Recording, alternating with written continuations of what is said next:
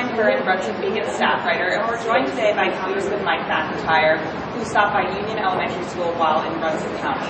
Welcome. Thank you for joining us. Thank you. Good to be here in Brunswick County, as always. Let's talk a little bit about the President's State of the Union address on Wednesday evening. What is your take on it? Do you think that he addressed the major concerns of not only the American people, but specifically North Carolina kids? Well, I'm glad you mentioned about some jobs coming to North Carolina. We were very pleased when you mentioned North Carolina company with 1,200 job opportunities. My main concern was about the economy of jobs right now, because that's what we're hurting. And I am glad that there's now beginning to be the emphasis we've long needed on small business, because small business accounts for 99% of all business in North Carolina. Small business accounts for 2/3 of the new jobs generated. And a lot of folks don't realize that. They think you have to wait to get some big industry to come in. That's nice when you maybe land one of those. But far and away, our small businesses are the job generators. When you talk about them generating 2/3 of all the new jobs, as well as sustaining jobs, we've got to invest in small business, which is something that I've long championed and called for. So I am grateful that now there's going to be more of an emphasis from the administration to join us in that concern on small business. Now, you've been here in North Carolina for a few days, and during the State of the Union, the President said, as far as the economy, the worst of the storm has passed. But here in North Carolina, as you know, December numbers released just recently of unemployment, 11.2%. Do you think that accurately reflects the sentiment here at home in North Carolina? Not quite. We have a severe concern. I'll tell you, we're still reeling from aftershocks going all the way back to NAFTA.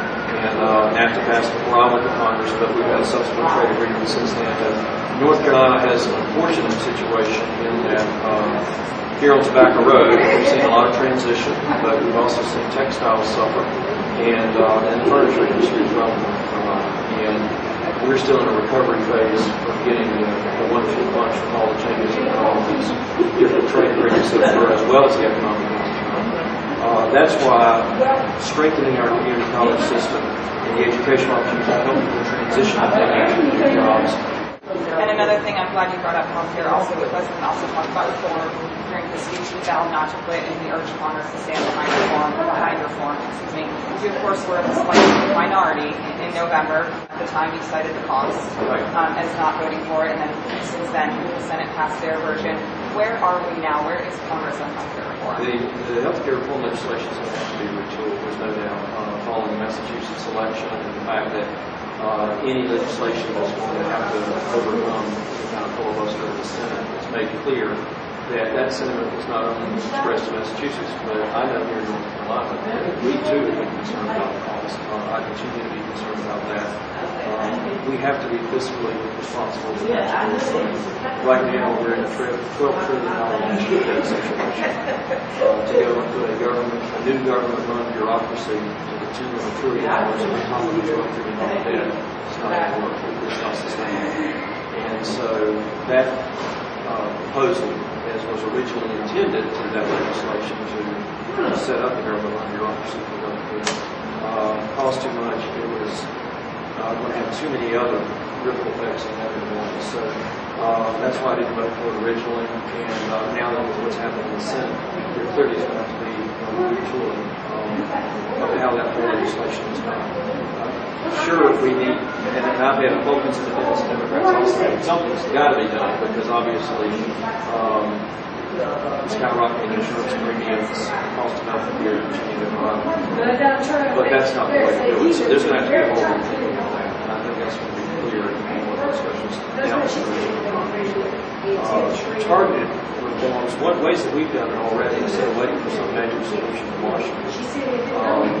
Here locally, we've worked with community health centers in some areas that are suffering. For instance, the one in Bolton serves a greatly underserved area, as well as Lake and Columbus County. We set that up originally. We worked with the Southeast Black Mayors Association, we worked with the Civilian and tried to work with the Medical School of Nursing so they could get training to help an area that was underserved. We had an incidence of diabetes, heart disease, virtual injury in healthcare. Bolton Medical Clinic is one of those examples of a way you can target and not bust the budget in the process. And another example, now proposed in medical clinic is under the auspices of Goshen, which is based in Faison up in Duplin County in our district.